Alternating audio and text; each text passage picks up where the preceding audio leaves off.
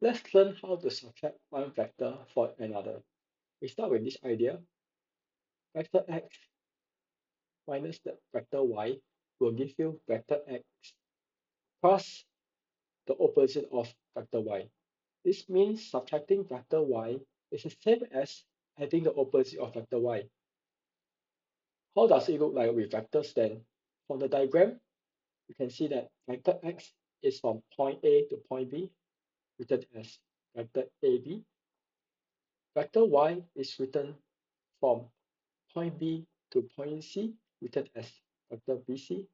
So when we do x minus y, we're actually finding vector AB minus vector BC, and instead of subtracting directly, we add the negative of vector BC. The negative of vector BC is a vector that goes in the opposite direction from C to B, or in this case, we can also write it as from B to E, written as vector BE.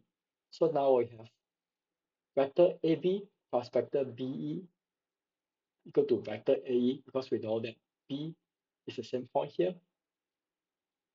The key idea here is that both vector AB and vector BE meets at the same point, so we can add them to form a new vector from A to E, written as vector AE.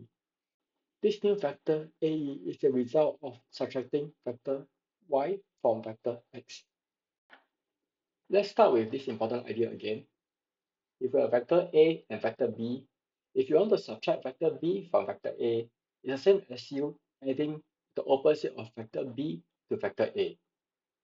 Now, if we write the vector using a component for the column vector, for example, if you write vector A as a column vector of A1 over A2, and you have vector B of B1 over B2, to subtract vector B from vector A, you subtract their corresponding component, which means we have A1 minus B1 over A2 minus B2. In other words, we subtract the top numbers from each other and the bottom numbers from each other.